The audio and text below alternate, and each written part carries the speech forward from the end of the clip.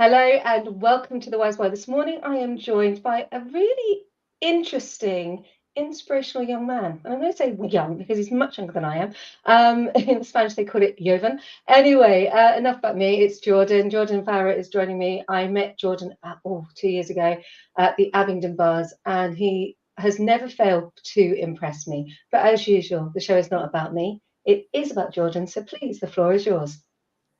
Oh, no, very kind. Far too kind. Yes, I'm Jordan Farrar. I run a Coca SEO. We're a small business in Witney in West Oxfordshire. We work with other businesses, helping them get found online. We do this by building effective websites that are tailored to convert, and then by driving traffic to said websites. So with various digital marketing strategies, such as pay-per-click advertising, search engine optimization, and all of that good digital marketing practice. All the stuff that confuses people, right? Because let's be honest, pay per click is a minefield. SEO, search engine optimization, really confuses people and can lead to the point of almost inactivity. And then your website, you can just go, I don't know where to start. Or you go and buy a template and you start building it, and then you go what I call hours lost in the back end of your website. So I wondered if you could just simplify what search engine optimization is, a little bit about pay-per-click, and just take some of that fear away, and then we'll touch on websites in a minute. No, certainly. So I suppose a common trend we tend to find with businesses is a bit of a slight confusion in that there are certain businesses that when they get a new website, they expect it to change their business overnight. They expect the leads to be coming in, the conversions to, again, come in, be it product sales or inquiries if they're a service-based business. That's not necessarily the case. So I suppose the way we tend to describe the digital platform is that a good website has a job, and that job should be to encourage the user to take the next logical step in your sales process. And that can be submitting a contact form, picking up the phone and giving you guys a call, subscribing to your email list, whatever that looks like in your overall marketing strategy. And a good website will do that very well. So then you've got the next problem once a website tends to go live, in that, okay, well, we've got this wonderful website, we've got this asset for our business, but how do we get the right person onto the website in order to enable it to do its job? And that's when you're looking at various forms of digital marketing. So you're looking at, have you got a good social media following? Can you drive traffic that way to, again, enable the website to convert? If not, should we look at search engine optimization, or should we look at paid advertising? Obviously, we tend to specialize in search engine optimization and paid advertising.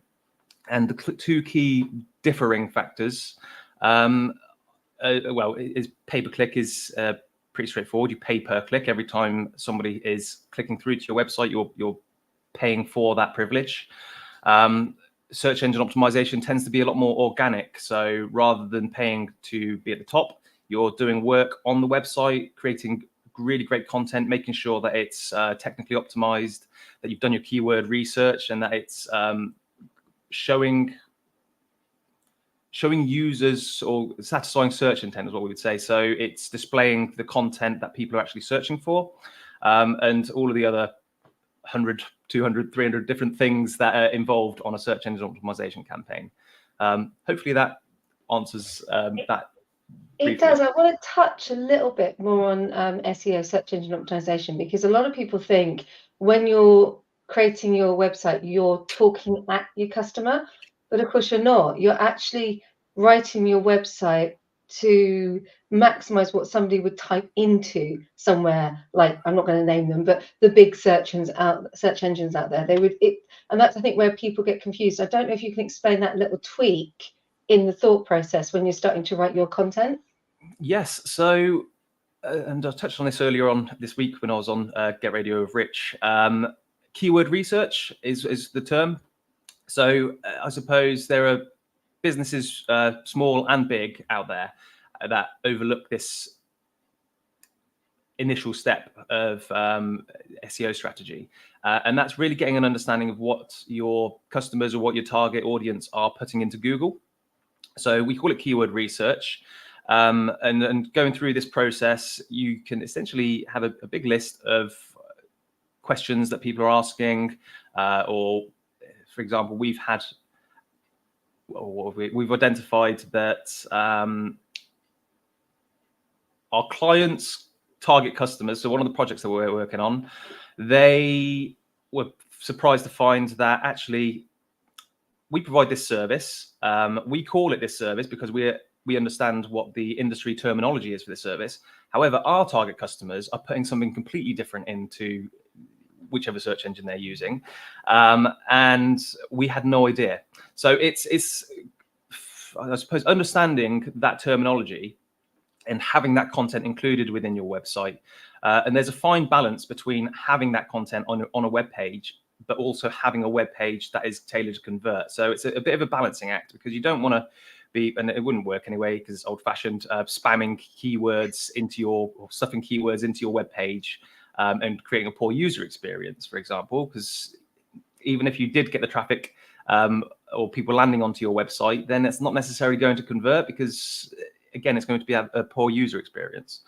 So coming back to your question, hopefully that touches on it, Kirsty. It does, and that's what I wanted to try and get to, because one of the big things, I'm really key on this, is stepping into your audience shoes and using the language that resonates with them instead of in industry terms, because in industry terms aren't what the end user or the decision maker is typing into Google. And I also very clearly, anyone who's read my socials will hear me say, use the same terminology in your socials, your same terminology in your videos, so you get that overarching understanding, which is why I deliberately planted that question, because hey, it backs up what I do. Because I am obviously a host of a podcast, and sometimes it's nice to have somebody on that understands where I'm coming from as well.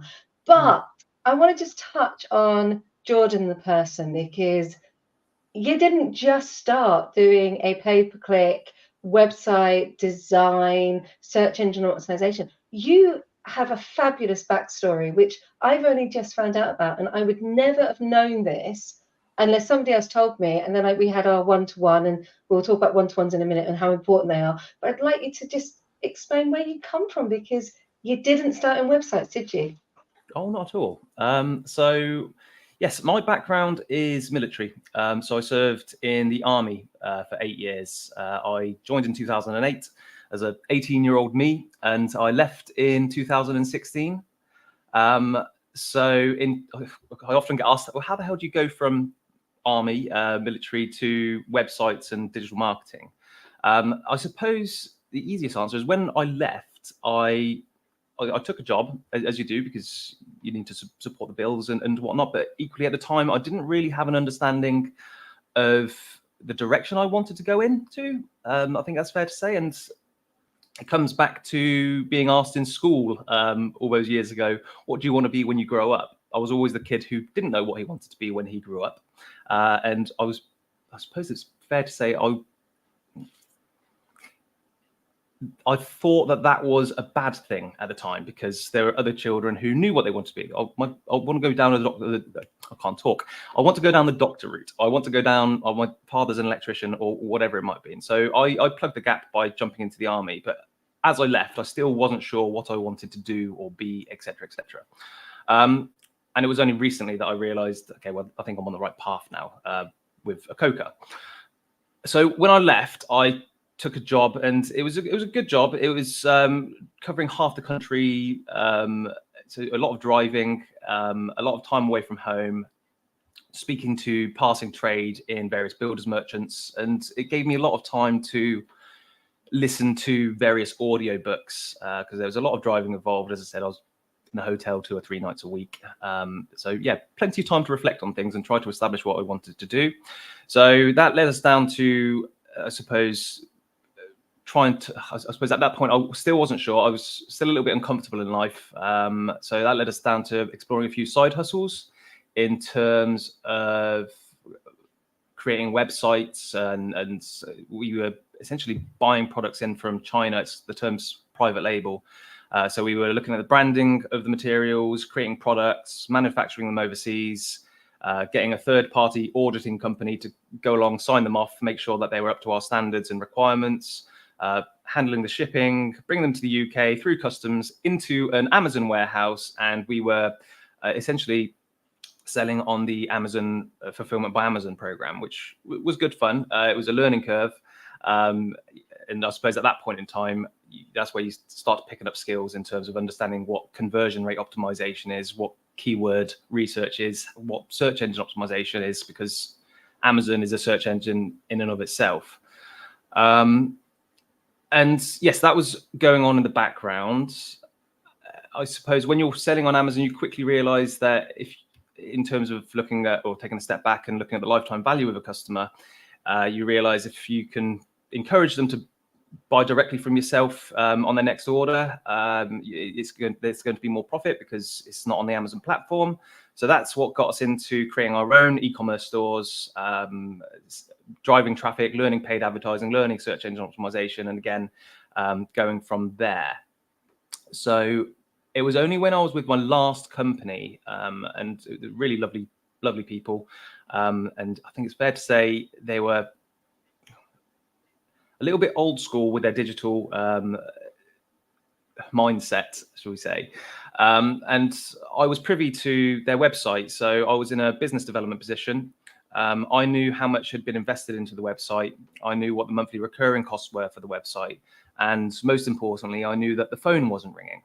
Now, having done this whole Amazon website stuff for however long, I'd picked up a few things, and I wasn't by any means a guru at the time, but I figured, these guys have a national provider. They've got hundreds and thousands of customers. And I could probably do a better job at this point in time. So if these guys have this problem, there's probably other companies out there that also have this problem. That's led to me picking up the phone and calling a few companies that happened to be with this supplier. We landed our first customer in 2019, and that was the proof of concept that I needed to decide this is the route I want to go down. And from there, I transitioned. I started focusing on Coca. I left the company in 2020 down to a part-time job working evenings and weekends with a plan to phase out the part-time work and bring in new clients and grow my business. Obviously 3 months later we were in lockdown, so not the greatest timing in the world, but it's been a journey from there. So that's how I sort of moved from one area to another, if that makes sense.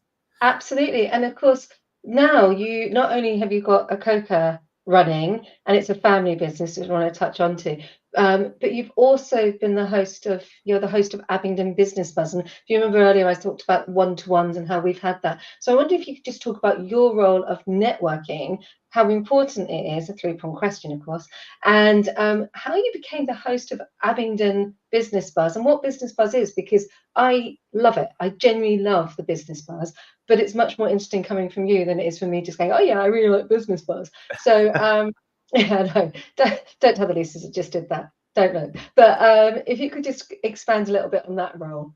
No, certainly. So networking was new to me. I say new to me. I've been doing it for a couple of years now. So I started networking in 2022. I'm in Whitney, so I can't remember how it came about. I think I received an invite from Emma Fisher on LinkedIn or something along those lines. So I thought I'd check it out. And from there, I suppose I popped to a few different ones. So Business Buzz have coming up to 50 different events up and down the country. It's very informal networking, I would say. Essentially, the format is 2 hours on the same day every single month. First hour is a case of popping in, saying hello to everybody, informal chatting to those around the room, and really getting an understanding of different business owners and their common problems that you might be facing, success stories, etc., etc. There's a short break in the middle, 11 o'clock, where there's any announcements. You have an opportunity, 7 seconds to say who you are, what you do. And that's a really great element of it, because it takes the pressure off almost, in that you don't have to be talking for 5-10 minutes, which a lot of, again, small businesses or business owners don't find very comfortable. But it equally gives you the opportunity to say, again, who you are and what you do.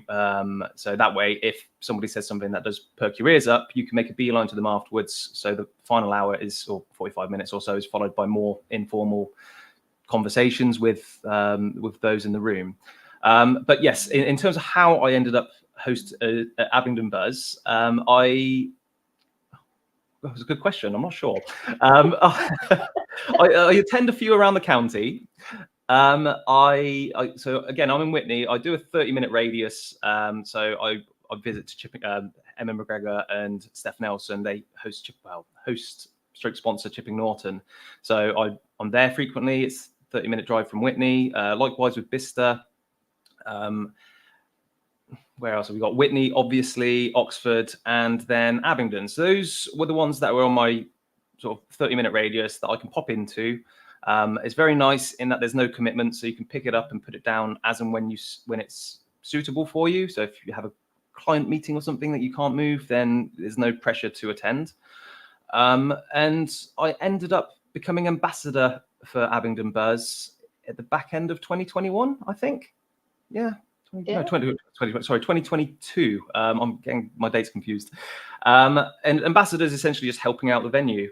So Mark Rayson, Howard Feather were the previous hosts of Abingdon. Got a really great relationship with both of them today. And I suppose from there, it was just doing more of the same. Unfortunately, well, I say unfortunately, fortunately, Howard was looking to step away. He's working in Oxford Brookes University now, doing some really exciting stuff, which sort of left a role to be filled, if you like.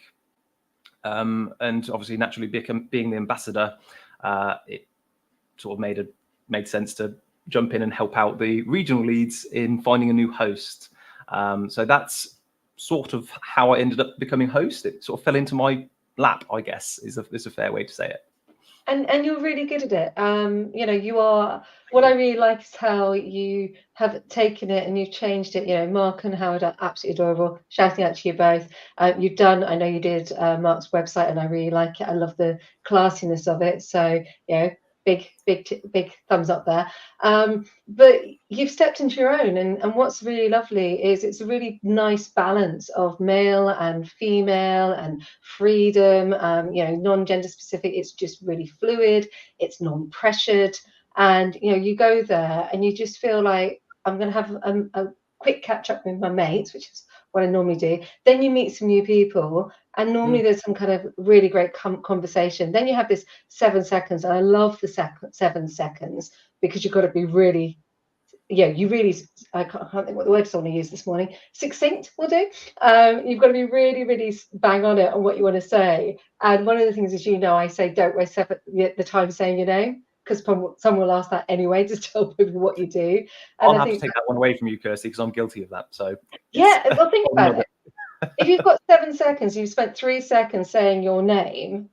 You've only got 4 seconds to say what you do. So just say what you do, and then finish it off with your name. Yeah.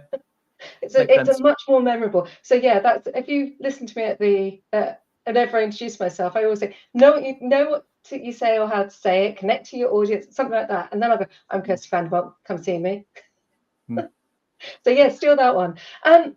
So it's really interesting. You've had this huge journey. You've gone from not knowing what you wanted to do into the army, and that's quite normal. I was different. I knew exactly what I wanted to do, but quite a few of the people who come on the podcast have no idea what they wanted to do when they were at school, and I think that's quite normal. So hats off to you for your entire journey. But I wondered who's inspired you along the way. Well, that is a good question. I've got no idea. So it's going to come down to my audiobooks. So again, having left the military, I felt like a bit of a tumbleweed. All I wanted to do was just, find a role that I was happy in to support my lifestyle that I had. Because while I was in the army, we bought a house. I think I was based in Northern Ireland at the time, so I wanted to just come back to the mainland and enjoy spending time with my family, etc., etc. But yes, my first role, it was driving a lot, so it was covering the south of the UK.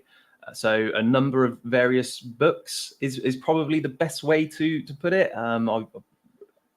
had downloaded a number of different audiobooks and would just listen to them to try and give me some shift in perspective. But in terms of others, there's others that I've learned from along the way, but no one per se who's completely inspired me to do something different, if that Yeah, makes no, sense. absolutely. What about, has there been any moments where you've gone, so I love aha moments. So I've had quite a few of these, and that's why I have a wonky career. And I love my wonky career because it makes me who I am. So have there been any moments where you've had those aha moments where you've gone, oh, I shouldn't have done that, or that was a really good decision and that made sense and I've learned so much from it, or something that you've just gone, no, that was completely and utterly, I won't say, actually I will, absolute pants, and I should have moved on from there. So is there anything that you've learned, pivoted, that's completely changed things? I think, yes, I suppose mindset is a big one, and that probably brings me back to my time in the army. As I said, I was at kid in school, he didn't really know what direction he wanted to go.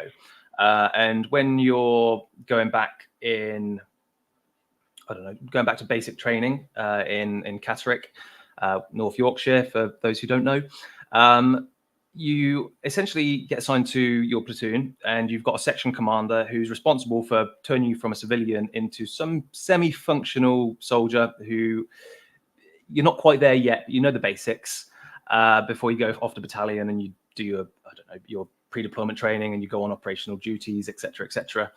But at the time when you're in basic training and you don't know anything and you're in a whirlwind of pain of learning, if you like, the section commander is almost on a pedestal. And I think those, without trying to cringe myself too much to those in the know who are equally veterans, or those of my friends that are still in, it's fair to say that they're on a pedestal, and it's like that. It's designed around that for a certain reason.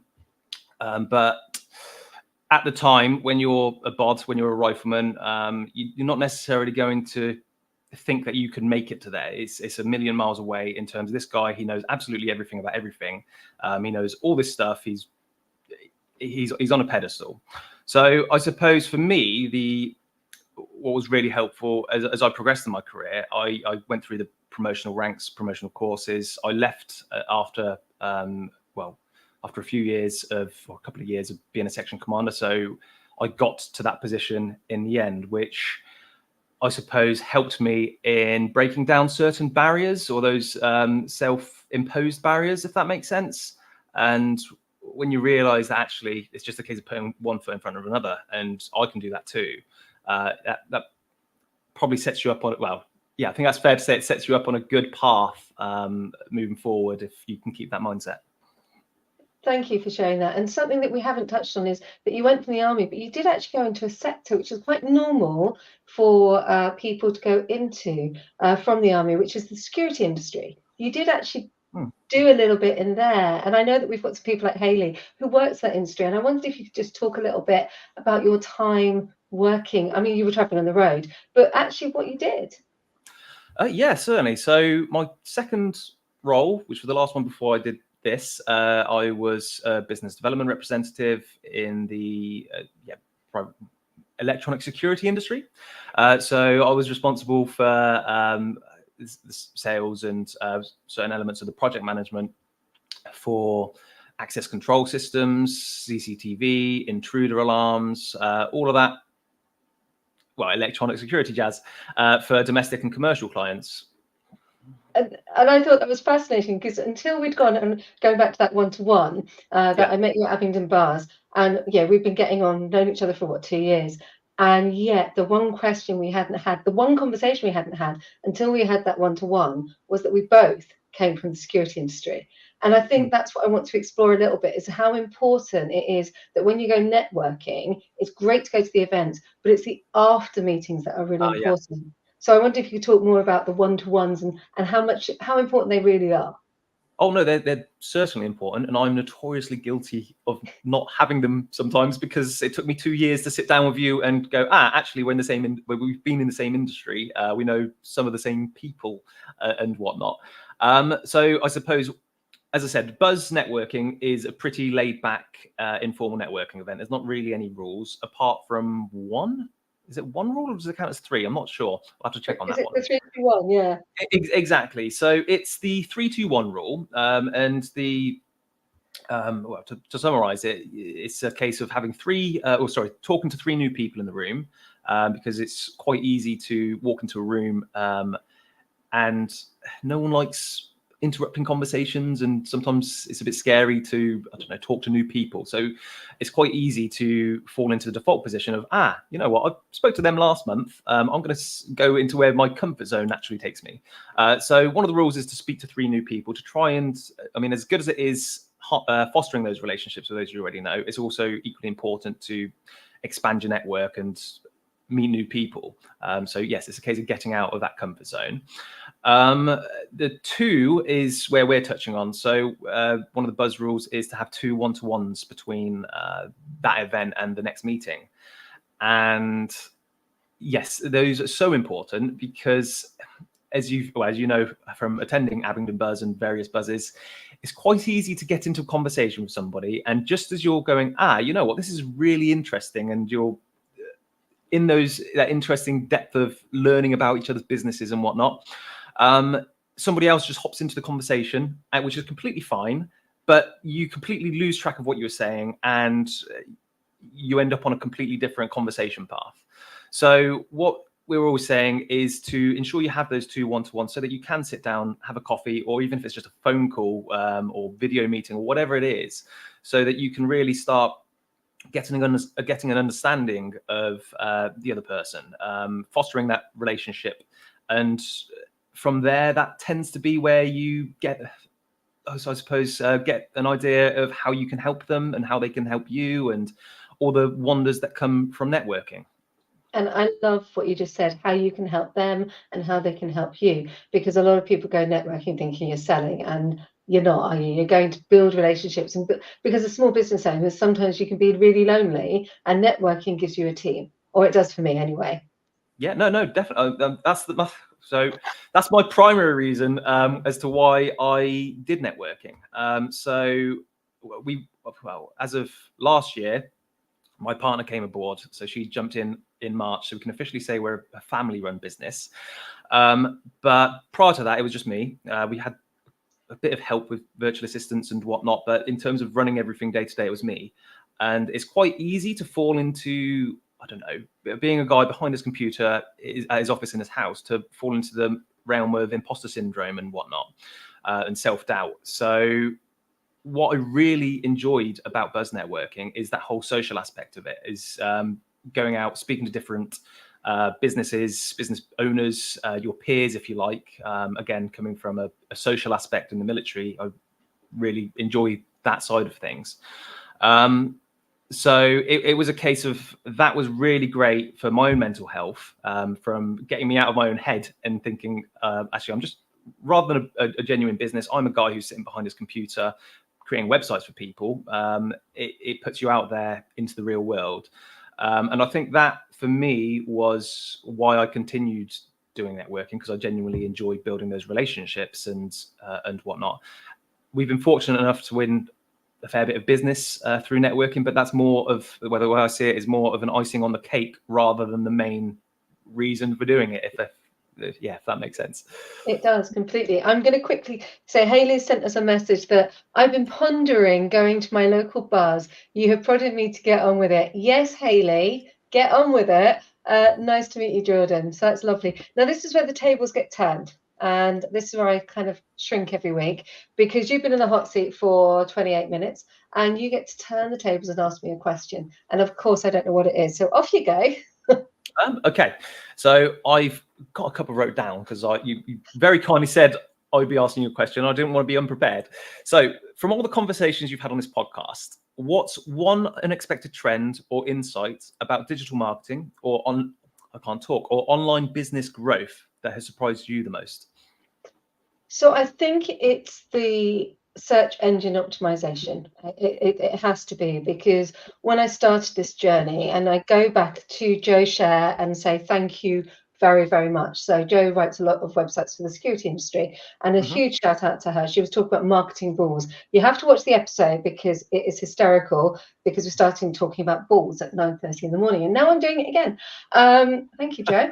And so that's the search engine optimization is really important, because getting that right and understanding your key messages, but turning it around and putting it into the hand, you're putting it into the customer's hands. So that, I think, was once I realized that I'd been getting it right. So I had been getting it right because I'd worked in sales for over 30 years, and I've been a sales trainer, so I knew how to do it, but I didn't realize I was doing it right. And then understanding how important your website is, and anyone who knows or works with me knows, I will say your website is your department store. You've got to get that right. Everything else should be pointing to you. Everything should be going to your website. Your website is your central dissemination point.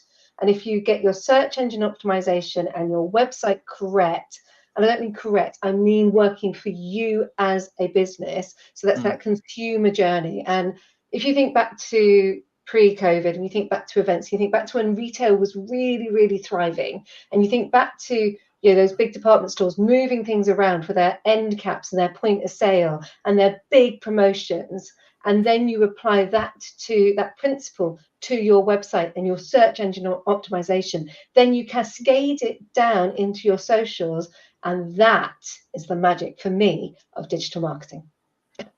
How was that? That's a banging answer. It's like you knew what I was going to ask, but obviously you didn't. No, I had no idea, and I don't. But you asked me a question that's right at the heart of what I do. That's why we're talking. That's why we became friends. That's why the whole thing. Because for me, no, I don't do website design. I will help you design it. I know what works, and I'm really good with working with web designers. But I kind of bridge the gap between the web designer and the customer, and then, well, you know it. We make magic, right? We just make magic. So, thank you so much for your time. I have thoroughly enjoyed this conversation. I love that question at the end. Thank you, Jordan, for your time. No, you're very welcome. Thank you ever so much for having me and for the invite.